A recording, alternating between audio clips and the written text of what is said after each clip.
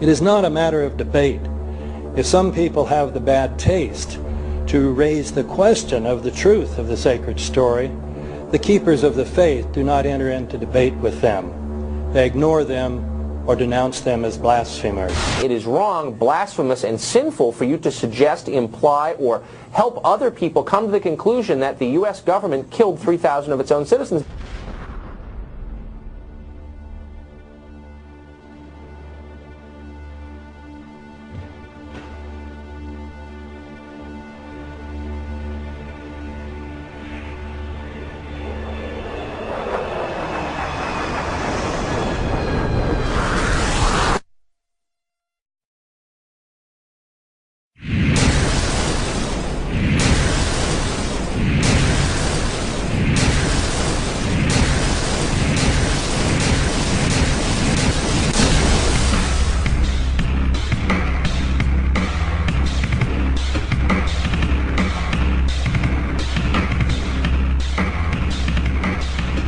If a demolition team set off when you see the old demolitions of these old buildings. It looks like one of those scenes of an old building being purposely dynamited and blown up. Anybody who's ever watched a building being demolished on purpose knows that if you're going to do this, you have to get at the under-infrastructure of a building and bring it down. The way the structure is collapsing, this was the result of something that was planned. It's not accidental that the first tower just happened to collapse and then the second tower just happened to collapse in exactly the same way.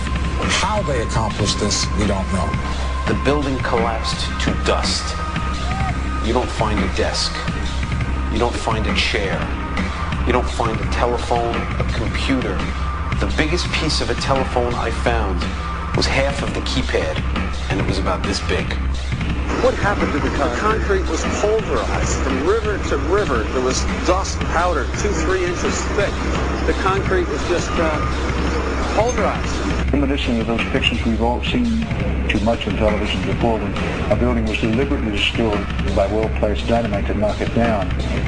If they had detonated, there were plans to take down a building. Boom, boom, boom, boom, boom. I heard a second explosion. There was a heavy-duty explosion. Then there was some secondary explosions and then the subsequent collapses. An explosion blew and it knocked everybody over. To me, it sounded like an explosion. It sounded like gunfire.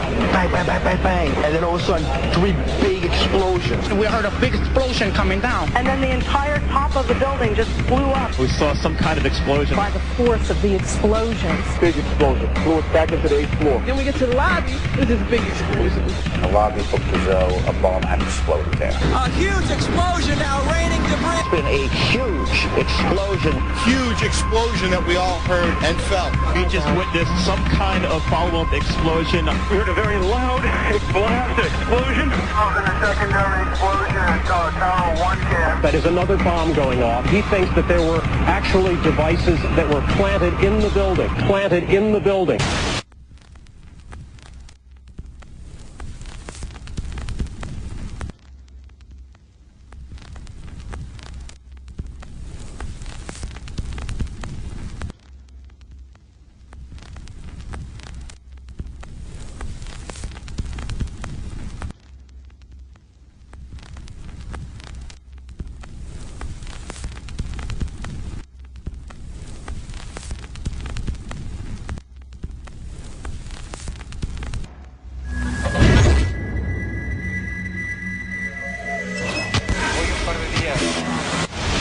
I don't think anybody could have predicted that they would try to use an airplane as a missile, a hijacked airplane as a missile. Nobody in our government, at least, and I don't think the prior government that could envision flying airplanes into buildings.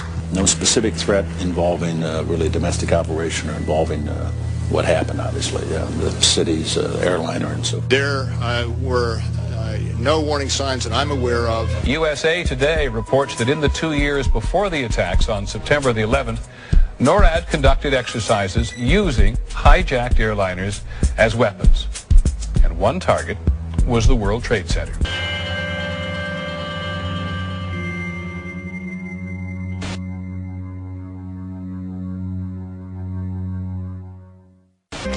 In confidential documents from the Philippines obtained by CNN, the plan was clear.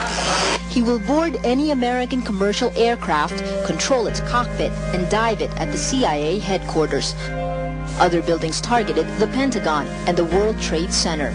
Security in counterterrorism was blinking red, in the words of George Tenet, that the warnings of an imminent attack were so severe that something dramatic should have been done. It was unparalleled. Instead, our president went on a month-long vacation.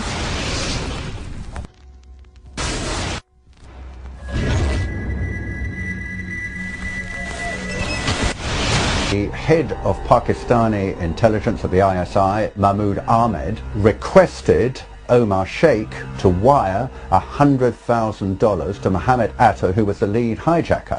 Hijacker Mohammed Atta received wire transfers via Pakistan. The man sending the money to Atta is believed to be Ahmed Umar Saeed Sheikh. Omar Sheikh admitted he was supported by the Pakistan government's intelligence service, the ISI.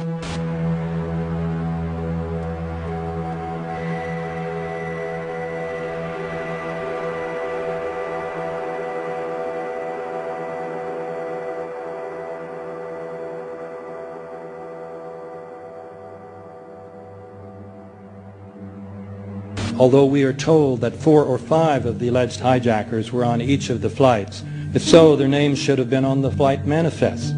But the flight manifests that have been released contain neither the names of the alleged hijackers nor any Arab names whatsoever. We know that the men who were supposedly the hijackers had their houses, cars, credit cards paid for by the U.S. government. They were in truth agents. Evidence was also apparently planted. The passport of one of the hijackers on Flight 11 was allegedly found in the rubble.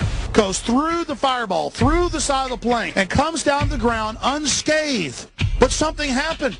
For 6 months they reported they had this passport. Boy, we've got it, we've got the proof. And then the guy stood up and was alive. Several of these 19 men are still alive.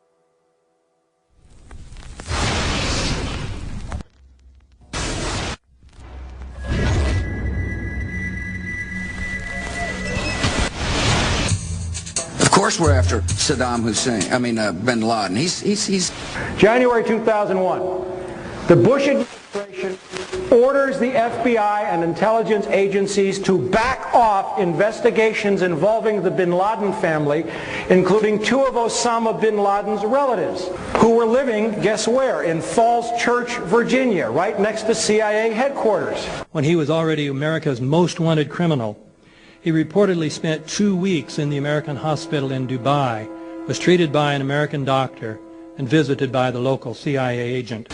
We have not seen one piece of evidence that links Osama bin Laden directly to the planning stages of September 11th. This failure to provide proof was later said to be unnecessary because bin Laden, in a video allegedly found in Afghanistan, admitted responsibility for the attacks. This confession is now widely cited as proof. But the man in this video has darker skin, fuller cheeks, and a broader nose than the Osama bin Laden of all other videos. We again seem to have planted evidence. In 1976, Osama's older brother Salim bin Laden hired a man in Texas by the name of Jim Bath to handle all the investments in the United States for the bin Laden family. Jim Bath also happens to be a personal, almost lifelong friend and former Air National Guard pilot with George W. Bush. The connections between the Bushes and the bin Ladens become much more clear when George Herbert Walker Bush made trips to Saudi Arabia in 1998 and 2000 to meet with the bin Laden family on behalf of a company called the Carlyle Group.